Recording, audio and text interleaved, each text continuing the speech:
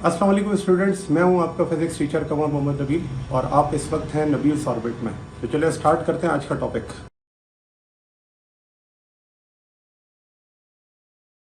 सबसे पहले इसे एग्जांपल जो है वो ये है कि a cubic block of wood is completely dipped in water. Calculate the upthrust of water acting on it if the sides of block have length 10 centimetre. तो एक क्यूबिक ब्लॉक है, एक साइड अगर आपके पास 10 सेंटीमीटर की है तो तीनों साइड्स क्या होंगी 10-10 सेंटीमीटर की। तो हम क्या कर सकते हैं, क्यूब का वॉल्यूम फाइंड आउट कर सकते हैं। तो यहाँ पर मैं डेटा साथ से लिखता जाता हूँ। तो डेटा में सबसे पहले आपको क्या दी हुई है, एक साइड की लेंथ गिवन है और वो एक साइड की जो लेंथ है वो है 10 सेंटीमीटर। तो अगर ये 10 सेंटीमीटर तो इसे मैं लिख सकता हूँ 0.1 मीटर। अब अगर मैंने वॉल्यूम निकालना है तो वॉल्यूम होगा एल क्यूब, और एल क्यूब का मतलब यही है कि 0.1 का आप क्या ले लें, पावर 0.1 क्यूब मीटर क्यूब। ठीक है, तो ये आपके पास क्या आ जाएगा कि यहाँ पर कितना वॉल्यूम होगा। अच्छा, उसके बाद उसने कहा कैलकुलेट द अप थ्रस्ट। तो आपने क्या करना है, अप थ्रस्ट फोर्स कैलकुलेट करनी है। अप थ्रस्ट एफ, ये क्या करना है आपने, कैलकुलेट करना है। तो कैसे कैलकुलेट करेंगे, तो उसके लिए हमने अभी अप थ्रस्ट का फार्मूला ड्राइव किया आर्चिमिडीज प्रिंसिपल में। तो जो अप थ्रस्ट होता है वो इक्वल है रॉ जी वी के। ठीक है ना, वॉल्यूम रॉ जी। अच्छा, अब जो डेंसिटी होती है वाटर की वो होती है 1000 किलोग्राम पर मीटर क्यूब। 1000 किलोग्राम पर मीटर क्यूब, यह है डेंसिटी ऑफ फ्लूइड जो लिक्विड हम यूज कर रहे हैं। तो यहां पर आप क्या करेंगे, इस अप थ्रस्ट को कैलकुलेट करने के लिए रॉ की जगह लिख देंगे डेंसिटी जो कि 1000 है, जी है आपके पास 9.8, और वी कितना है तो वह है 0.1 क्यूब। तो यहां से आप क्या करेंगे, एफ की वैल्यू को कैलकुलेट करेंगे। तो अच्छा, अब 0.1 का क्यूब जो है उसे देखिए इस तरह भी लिखा जा सकता है कि यह है 1000, यह है 9.8। तो 0.1 की पावर जो क्यूब है ना, उसको अगर आप देखें तो इस तरह भी लिख सकते हैं 1/1000। ठीक है ना, क्यूब जो है वो 3 जीरो है, तो वो 3 जीरो नीचे आके क्या हो जाएंगे, प्लस में हो जाएंगे। तो अब आप देखें ये 1000 और ये 1000 क्या हो गया, कैंसिल। तो यहाँ से जो अपथ्रस्ट फोर्स है वो कितनी आ गई, 9.8 न्यूटन। ठीक है, ये आप चाहें तो कैलकुलेट कर कर देखिएगा कि आंसर आपका जो है वो यही आएगा, 9.8 न्यूटन। चले, अब आ जाएगा इसका असाइनमेंट। अच्छा जी, तो असाइनमेंट में जो असाइनमेंट 6.1 है वो इसके अंदर जो है वो मेंशन नहीं है, लेकिन मैं आपको इसका डेटा बता देता हूँ। असाइनमेंट 6.1, तो इसके अंदर क्या है कि इन्होंने कहा है एक ऑब्जेक्ट है which is made up of iron, has density of 7.8 ग्राम पर सेंटीमीटर क्यूब। तो एक ऑब्जेक्ट है जो कि किसका है, आयरन का है, जिसकी डेंसिटी है 7.8 है। तो डेटा यहां पर लिखते हैं, और डेंसिटी ऑफ आयरन 7.8 ग्राम पर सेंटीमीटर क्यूब, ग्राम पर सेंटीमीटर क्यूब। तो जो डेंसिटी है उसको ग्राम पर सेंटीमीटर क्यूब से अगर आपने किलोग्राम पर मीटर क्यूब में कन्वर्ट करना है तो कैसे करेंगे, तो आप लिखेंगे 7.8 ग्राम को किलोग्राम में कन्वर्ट करें तो उसको हम लिख देते हैं एक्सपोनेंट -3 किलोग्राम पर सेंटीमीटर क्यूब को अगर मीटर क्यूब में कन्वर्ट करना है तो आप क्या करेंगे, एक्सपोनेंट -6 को डिवाइड कर देंगे। तो ये कन्वर्ट हो जाएगा किसमें, किलोग्राम पर मीटर क्यूब में। ठीक है, तो ये तरीका है इसको कन्वर्ट करने का। अब फर्दर आप क्या कर सकते हैं, इसको सॉल्व कर लेंगे। तो सॉल्व करके आपके पास आंसर आ जाएगा इसका 7800। ठीक है ना, एक्सपोनेंट -3 एक्सपोनेंट -6 से सॉल्व होके क्या बचेगा, एक्सपोनेंट 3, डेसिमल आगे ले जाए तो 7800 किलोग्राम पर मीटर क्यूब। ये आपके पास क्या हो गई, डेंसिटी। फिर आगे उसने कहा है appears 200 Newton lighter in water. तो ये जो है वो 200 न्यूटन लाइटर है। तो इसका मतलब जो बोयेंट फोर्स है इसके ऊपर, एफ बी, ये है बोयेंट फोर्स। अब थ्रस्ट फोर्स भी कहते हैं, ठीक है ना। बोयेंट फोर्स इसके ऊपर जो अप्लाई हो रही है, क्योंकि उसने कहा ना फ्लूइड में जाने के बाद वो इतना वेट जो है वो अपना रखता है, और वो वेट है 200 न्यूटन। तो इसका मतलब यही है कि कितनी फोर्स जो है वो उस लिक्विड की तरफ से अप थ्रस्ट फोर्स लग रही है, वो है 200 न्यूटन। आपसे कहा जाता है ये बताएं कि वॉल्यूम ऑफ द ऑब्जेक्ट क्या होगा, और दूसरा वेट ऑफ द ऑब्जेक्ट क्या होगा। ये दो चीजें आपने क्या करनी है, इसके अंदर कैलकुलेट करनी है।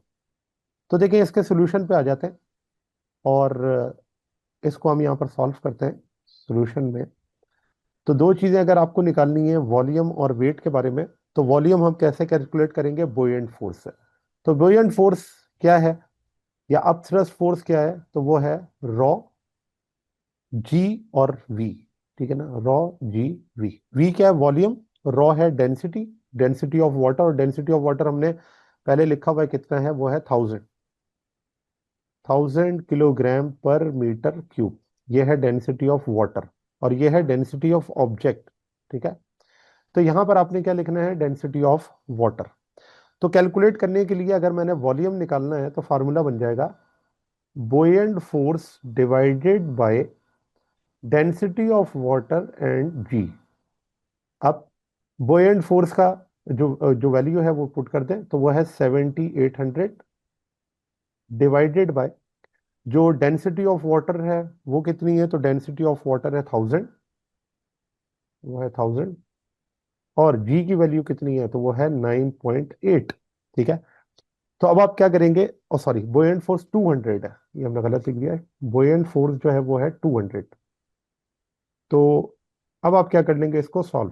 तो जब आप सॉल्व करेंगे, ये दो जीरो से कैंसिल हो गए। 2 × 5 10, तो 5 को 9 से मल्टीप्लाई करेंगे तो ये 45 समथिंग आ जाएगा। तो 1 डिवाइडेड बाय 5 इंटू 9.8, 0.020। 0.020, बिल्कुल ठीक है, 020, और यूनिट क्या होगी, मीटर क्यूब। तो ये आपके पास क्या आ गया, इसका वॉल्यूम। अब तीसरी चीज आपने निकालनी है, तो ये हो गया इसका फर्स्ट पार्ट। सेकंड पार्ट में वो कहता है कि आपने वेट बताना है। तो जो वेट है उसको हम किस तरह से निकाल सकते हैं, तो वेट यहां पर बराबर हो जाएगा डेंसिटी ऑफ ऑब्जेक्ट जी और वॉल्यूम। ठीक है ना, डेंसिटी ऑफ ऑब्जेक्ट और जी जो है वो एक्चुअली क्या है, वो मैस है। मैस इनटू ग्रेविटी क्या होता है, वेट होता है। तो ये फार्मूला वही है जो कि हमने ड्राइव किया भी आर्चिमिडस प्रिंसिपल में। तो जो डेंसिटी ऑफ ऑब्जेक्ट है वो कितना है, 7800, 7800, ग्रेविटी है 9.8, और वॉल्यूम हमने फाइंड आउट कर लिया, वो है 0.020। चले, तो आप इसको मल्टीप्लाई करेंगे, वेट कितना आ जाएगा,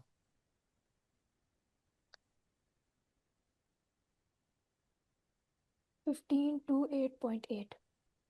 15 to 8.8, और ये किस में होगा, न्यूटन में। ठीक है, चलिए थोड़ा बहुत इसमें वेरिएशन आ सकता है क्योंकि डेसिमल प्लेसेस जो होती हैं वो हम मिस करते हैं, तो ये वेरिएशन आ सकता है, तो लेकिन एक्सेप्टेबल है, तो ये आंसर आपके पास होगा। चले एग्जाम्पल आ जाए 6.2 पर। 6.2 में कहते हैं spherical body radius 2 millimetre is passing through air with velocity of 2 metre पर सेकेंड। कहते हैं find the drag force on the body due to the air. Viscosity of air given है 1.9 एक्सपोनेंट -5। तो आपने क्या करना है, ड्रैग फोर्स कैलकुलेट करनी है। डेटा यहां पर सबसे पहले इसका हम लिख लेते हैं। तो डेटा में आपको क्या गिवन है, रेडियस। तो रेडियस है 2 मिलीमीटर। इस 2 मिलीमीटर को हम लिख सकते हैं 2 एक्सपोनेंट -3 मीटर। उसके बाद कहता है कि वेलोसिटी है 2 मीटर पर सेकेंड, वेलोसिटी 2 मीटर पर सेकेंड। फिर कहता है फाइंड द ड्रैग फोर्स। आपने ड्रैग फोर्स क्या करनी है, कैलकुलेट करनी है। और विस्कोसिटी आपको गिवन है, विस्कोसिटी ऑफ एयर, और वो है 1.9 एक्सपोनेंट -6 किलोग्राम पर मीटर पर सेकेंड, किलोग्राम पर मीटर पर सेकेंड। ये है आपके पास एयर की विस्कोसिटी। अब ड्रैग फोर्स कैलकुलेट करने के लिए हमने क्या पढ़ा हुआ है, हमने पढ़ा हुआ है स्टोक्स लॉ। तो स्टोक्स लॉ किसके बराबर होता है, तो drag force is equals to 6 pi eta R we.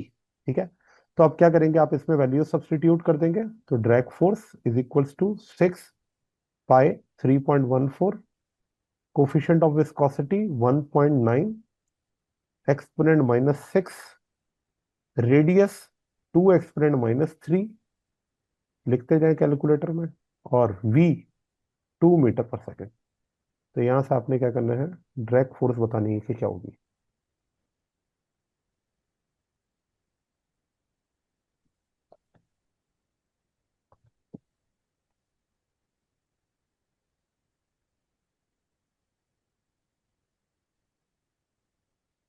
1.43 multiply 10 power minus 7. 1.43, ji. 1.43, 10 power Multiply minus 7 Newton.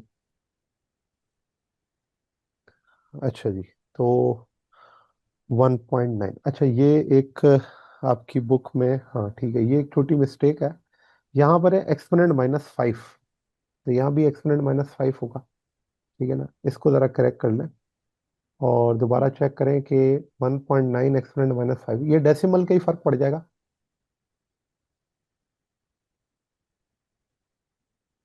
ये मेरा ख्याल अब हो जाएगा एक्सपोनेंट -6। चेक कर लें, यही है।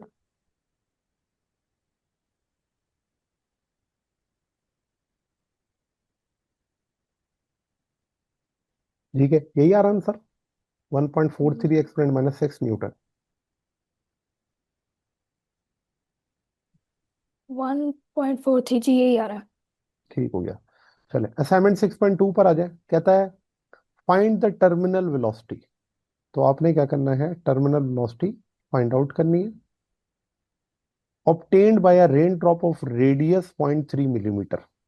तो रेडियस है 0.3, exponent -3 metre, falling through air of viscosity, और विस्कोसिटी की वैल्यू गिवन है 1.8, सॉरी एक्सपोनेंट जो आपके पास है वो वैल्यू है 1.8 एक्सपोनेंट -4 या एक्सपोनेंट -5 है।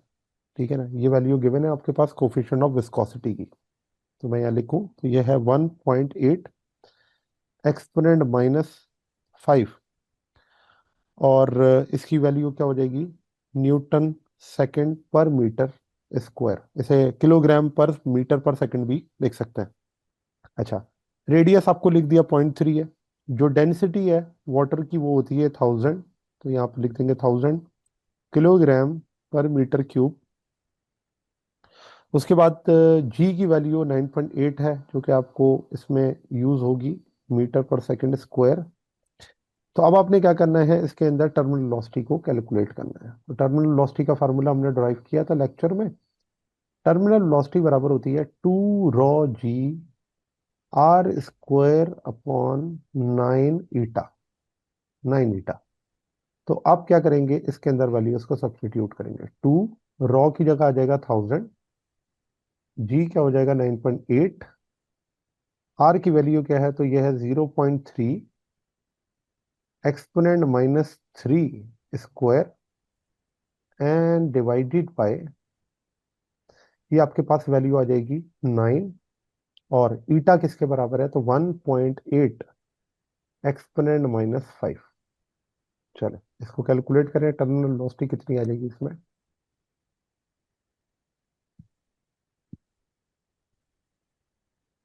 10.89. 7.8, 10.89.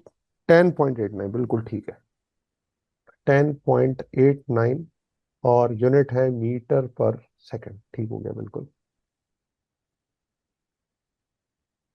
चलो, तो नेक्स्ट पर आ जाए। Next example, example point 6.3। कहता है in a normal adult the average speed of the blood through the aorta radius 0.8 centimetre is 0.3 millimetre metre पर सेकेंड। ठीक है, तो यहाँ पर अओर्टा की बात की हुई, ये वो मेन आपके पास जो है वो नर्व या आर्टरीज हैं जो कि हमारे हार्ट से निकल रही होती है। तो उसके अंदर जो वो कहता है कि अओर्टा का जो रेडियस है वो है 0.8 सेंटीमीटर। तो मैं यहाँ पर लिख सकता हूँ कि जो रेडियस है उसे मैं लिख देता हूँ R1, और उसकी वैल्यू है 0.8 सेंटीमीटर। इस 0.8 सेंटीमीटर को अगर हम लिखें तो लिख सकते हैं 0.8 एक्सपोनेंट -2 मीटर। ठीक है, ये रेडियस है। फिर आगे कहते हैं कि उसके अंदर जो ब्लड के फ्लो करने की स्पीड है, तो उसे मैं लिख देता हूँ V1, और V1 की वैल्यू है 0.33 मीटर पर सेकेंड। ये हो गया V1। फिर कहता है from the aorta the blood flows into the major arteries which are 30 in number, each of radius 0.4 centimetre. इसका मतलब ये हुआ कि अब जहां पर जाकर वो मेजर आर्टरीज में जाता है उसका जो रेडियस है वो है 0.4 सेंटीमीटर, 0.4 सेंटीमीटर। जैसे मैं लिख सकता हूँ 0.4 एक्सपोनेंट माइनस 2 मीटर। ठीक है। और उसके बाद यहाँ पर जो वेलोसिटी है ये आपने क्या करनी है, कैलकुलेट करनी है। और वो टोटल नंबर ऑफ जो आर्टरीज है वो कितनी है, 30 है। अब आपने वेलोसिटी अगर फाइंड आउट करनी है उन आर्टरीज के अंदर, तो हम यहाँ पर क्या कर सकते हैं, हम लगा सकते हैं इक्वेशन ऑफ कंटिन्यूटी। तो सॉल्यूशन में हम यही करेंगे कि अप्लाई करेंगे equation of continuity, applying equation of continuity, equation of continuity. अच्छा, अब ये जो इक्वेशन ऑफ कंटिन्यूटी है इसके अंदर मैं ये लिख सकता हूँ कि जो आपके पास फर्स्ट आउल्टा था उसके बाद जो आर्टरीज हैं वो 30 हैं, तो मैं लिखूंगा 30 टाइम्स A2 V2। ठीक है ना। तो ये किसके बराबर है, 30 टाइम्स A2 V2 के। अब आपने क्या करना है, इनके अंदर वैल्यूज पुट करनी है। तो देखिए जो एरिया होता है, एरिया का फार्मूला होता है पाई आर स्क्वायर। तो अगर मैं यहाँ पर A1 की जगह पर लिखूंगा तो मैं लिख सकता हूँ ये हो जाएगा पाई R1 स्क्वायर V1 30 A2 पाई R2 स्क्वायर V2। तो यहाँ पर ये जो पाई है ये पाई से क्या हो जाएगा, कैंसिल।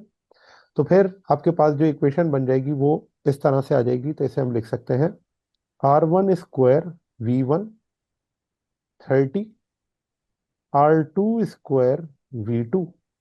ठीक है। तो यहाँ पर अगर मैंने V2 फाइंड आउट करना है तो मैं फार्मूले को रीअरेंज कर सकता हूँ, R1 square V1 divided by 30 R2 square, और ये R2 स्क्वायर हमने यहाँ पर क्या करना है, पुट करना है। तो यहाँ से आपके पास फार्मूला क्या बन गया, V2 का। अब आप वैल्यूज के सब्स्टिट्यूशन करेंगे तो R1 जो है वो है 0.8 एक्सपोनेंट माइनस 2। तो मैं यहाँ पर वैल्यूज पुट कर देता हूँ 0.8 एक्सपोनेंट माइनस 2 स्क्वायर। जो V1 है वो है 0.33 डिवाइडेड बाय 30, और R2 स्क्वायर कितना है, तो वह है 0.4 एक्सपोनेंट माइनस 2 स्क्वायर। तो यहां से आपके पास क्या आ जाएगा, V2। ठीक है जी। तो ये V2 आपने कैलकुलेट करके मुझे बताना क्या आएगा, 0.044। 0.044 मीटर पर सेकंड। ठीक है जी, ये इसका आंसर है। कि इसका मतलब वो aorta के अंदर जो स्पीड होगी ब्लड की वो इतनी होगी। अच्छा, असाइनमेंट 6.3 के अंदर उन्होंने ये कहा हुआ है कि why deep water flow slowly as compare to shallow water in reverse.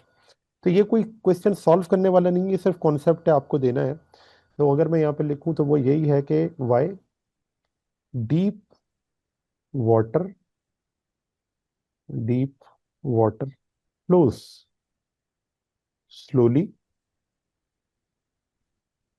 Slowly as compare to, as compared to shallow water, shallow water in rivers। देखिए उसका रीजन ये है कि जो हमारे पास इक्वेशन ऑफ कंटिन्यूटी है वो आपको ये बताती है कि जो ए वी का प्रोडक्ट है वो कांस्टेंट होता है। तो जहां पर एरिया ज्यादा होता है वहाँ स्पीड क्या होती है, कम होती है। तो इस चीज को हम इस तरह से डिफाइन कर सकते हैं कि डीप वाटर के अंदर जो फ्लो होता है वो कम क्यों होता है। उसकी वजह ये होती है क्योंकि डीप वाटर में जो एरिया होता है वो ज्यादा होता है। तो अगर मैं लिखूं तो इसको मैं लिख सकता हूँ कि जो वेलोसिटी है वो इनवर्सली प्रोपोर्शनल है किसके, एरिया के। तो जब एरिया ज्यादा होगा तो वी क्या होगा, कम होगा। तो इन deep water, in deep water cross sectional area, cross sectional area is larger, is larger the water flow with slow speed, the water will flow with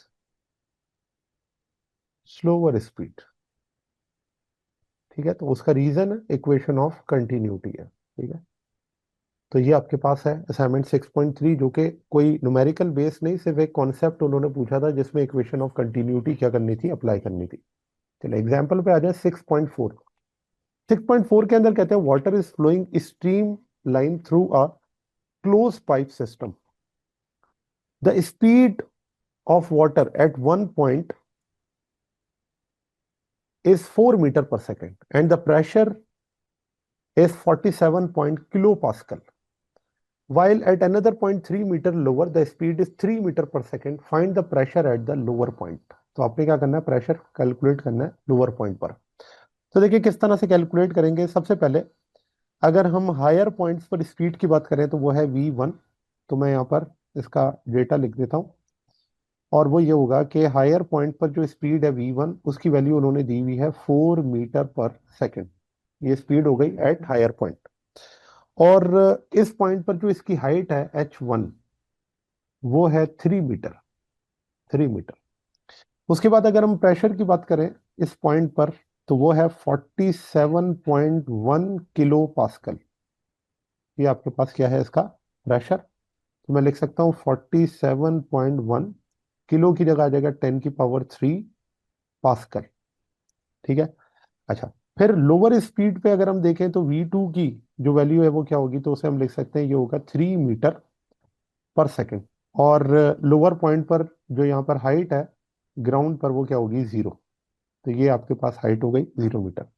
अब आपसे कहा जाता है ये बताएं कि जो प्रेशर होगा सेकेंड पॉइंट पर वो क्या होगा, ये आपने क्या करना है, कैलकुलेट करना है। अब इसको कैलकुलेट करने के लिए हम क्या करेंगे, equation of continuity, sorry Bernoulli equation यहाँ पर अप्लाई करेंगे। ये क्वेश्चन आपका बर्नौली इक्वेशन से रिलेटेड है।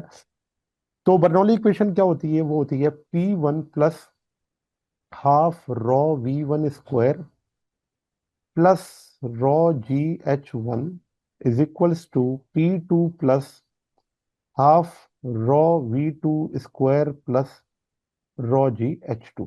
ठीक है, ये आपके पास क्या है, बर्नौली इक्वेशन। अब इस बर्नौली इक्वेशन में मैंने अगर P2 फाइंड आउट करना है तो मैं क्या करूंगा, बाकी चीजों को दूसरी तरफ शिफ्ट कर दूंगा। तो अब देखें, इस यानी कि इस टर्म को मैंने मूव करवा कर दूसरी तरफ लाना है और इस टर्म को मैंने मूव करवा के दूसरी तरफ लाना है। तो ये दोनों प्लस वहां जाके क्या हो जाएगी, माइनस। तो अगर मैं इनको रीअरेंज करके इसका फार्मूला इस तरह से लिख लूं कि P2 इज इक्वल्स टू, तो क्या होगा, P1 तो एज इट इज रहेगा प्लस, अच्छा, और इधर आने के बाद मैं इन चीजों को क्या करूंगा, सब्ट्रैक्ट करके लिखूंगा, या जो कॉमन आ रहा है वो भी इसके अंदर से लिख लूंगा। तो फिर मैं इस तरह से लिखूंगा, ये हो जाएगा हाफ रॉ। तो अंदर क्या बचेगा, तो उसे हम लिख सकते हैं, ये बचेगा V1 square minus V2 square. फिर रॉ जी को अगर कॉमन ले लें तो अंदर बचेगा H1 minus H2, H1 minus H2। तो अब आपके पास ये फार्मूला बन गया। इस फार्मूले में से आपने P2 को क्या करना है, कैलकुलेट। तो वैल्यूज को सब्स्टिट्यूट करते हैं। तो यहाँ आ जाएगा 47.1 किलो की जगह आ जाएगा एक्सपोनेंट 3। ये आपके पास आ गया प्रेशर प्लस हाफ रॉ की जगह क्या आ जाएगा, तो डेंसिटी होती है वाटर की, वो कितनी है 1000। तो यहाँ आ जाएगा 1000। ठीक है, इसको मैंने यहाँ लिखा नहीं है। ये आपके पास कितना होता है, 1000 किलोग्राम पर मीटर क्यूब। ठीक है, अच्छा, फिर आ जाए किस पर, स्पीड पर। तो स्पीड की वैल्यूज आपको गिवन है, तो वो है 3 का स्क्वायर और 4 का स्क्वायर। तो यहाँ पर सबसे पहले आ जाएगा 4 स्क्वायर माइनस 3 स्क्वायर, स्पीड आ गई, प्लस रॉ की जगह आपने लिख देना 1000, जी क्या है 9.8। ठीक है, और उसके बाद फिर H1 माइनस H2। तो H1 माइनस H2 क्या है, तो 3 - 0। ठीक है, ये आपके पास हो गया इक्वेशन। तो अब क्या करेंगे, इसे पूरा सॉल्व कर लें और बताएं कि P2 की वैल्यू जो है वो इसमें क्या निकलेगी। 80,000। 80,000, 80,000 और यूनिट पास्कल। तो इसे हम लिख सकते हैं कि जो आंसर है वो आएगा 80 किलो पास्कल। ठीक है, तो ये आपके पास आंसर है कि जो प्रेशर होगा लोअर सरफेस पे वो क्या होगा। चले, तो अब आ जाए असाइनमेंट पर। इसके असाइनमेंट 6.4, तो इसके अंदर इन्होंने क्या कहा हुआ है कि if the speed of air across the top and bottom of an aeroplane wing is 450 metre पर सेकेंड एंड 410 मीटर पर सेकेंड, तो स्पीड अपर और लोअर सरफेस पे इन्होंने आपको दी हुई है। तो हम यहाँ पर इसको इस तरह लिख लेते हैं कि अपर सरफेस जो है उसमें जो विंग्स की अपर सरफेस है उस पर स्पीड को मैं कह देता हूँ ये है V1, 450 मीटर पर सेकेंड, और लोअर सरफेस पे जो स्पीड है वो है V2 और उसकी वैल्यू कितनी है 410 मीटर पर सेकेंड। ठीक है, जो डेंसिटी ऑफ एयर है, डेंसिटी वो है 1.29 किलोग्राम पर मीटर क्यूब। ये है डेंसिटी ऑफ एयर 1.29। अच्छा, और प्रेशर डिफरेंस आपने क्या करना है कैलकुलेट, यानी डेल्टा पी आपने क्या करना है इसमें कैलकुलेट करना है। अच्छा, अब डेल्टा पी को कैलकुलेट करने के लिए हम यहाँ पर क्या करते हैं, बर्नौली इक्वेशन को ही यूज करते हैं। और क्योंकि आपके पास जो विंग्स हैं उनकी हाइट दोनों पॉइंट पर सेम है, तो इसलिए इक्वेशन रिड्यूस होकर बर्नौली इक्वेशन को हम इस तरह लिख सकते हैं P2 minus P1 is equals to, तो ये हो जाएगा half rho V1 square minus V2 square. ठीक है, ये इक्वेशन है। अब इस इक्वेशन में आप क्या कर लें, सब्सटीट्यूशन कर लें, तो ये हो जाएगा हाफ रॉ की जगह क्या आ जाएगा 1000, V1 स्क्वायर, तो V1 स्क्वायर को आप क्या लिखेंगे 450 square, 450 square minus V2 square 410 square. चलो, तो इसे सॉल्व कर लें और बताएं कि डेल्टा पी क्या आएगा। 172 and 5 zeros. अच्छा, एक मिनट, इसमें एक मिस्टेक हमारी है, ये एयर की नहीं है, डेंसिटी जो है एयर की 1.29 है, जरा से इसे करेक्ट कर लें 1.29। अब जरा सॉल्व करें। 22,188. बिल्कुल ठीक है, 22,188, 22,188 पास्कल। अच्छा, अब ये तो हमें मिल गया प्रेशर। उसने हमसे पूछा है कैलकुलेट द लिफ्ट, लिफ्ट का मतलब फोर्स की बात कर रहा है कि फोर्स क्या होगी। ठीक है, तो फोर्स को कैलकुलेट करने के लिए उसने हमें एरिया बताया हुआ है कि इसकी जो लेंथ है 15 मीटर और विड्थ है 3 मीटर। इसका मतलब यहाँ से अगर मैं इसका एरिया फाइंड आउट कर लूँ तो एरिया होता है लेंथ इंटू विड्थ, और लेंथ इंटू विड्थ को अगर हम करेंगे 15 इंटू 3 तो ये आ जाएगा 45 मीटर स्क्वायर। ठीक है, ये तो आपके पास आ गया एरिया। डेल्टा पी आपको पता है, तो हम क्या कर सकते हैं, फोर्स कैलकुलेट कर सकते हैं, क्योंकि जो फोर्स होती है वो प्रेशर टाइम्स एरिया होती है, प्रेशर टाइम्स एरिया। तो अगर आपने यहाँ से फोर्स कैलकुलेट करनी है तो डेल्टा पी 22,188 को मल्टीप्लाई कर दें 45 से। जी,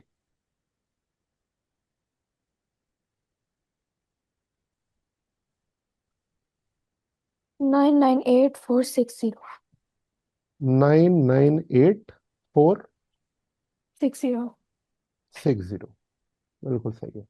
तो ये आपके पास क्या आ गई, फोर्स आ गई कि उस एरोप्लेन पर इतनी लिफ्टिंग फोर्स अप्लाई होगी उसके विंग्स पर उसे लिफ्ट करने के लिए। तो ठीक है जी स्टूडेंट्स, तो ये था आज का हमारा टॉपिक। उम्मीद है आपको ये टॉपिक समझ आया होगा। अगर आप नबील्स ऑर्बिट में रहना चाहते हैं तो सब्सक्राइब करें और नई आने वाली वीडियोस के लिए बेल आइकन प्रेस करें। Thank you very much. अल्लाह हाफिज़।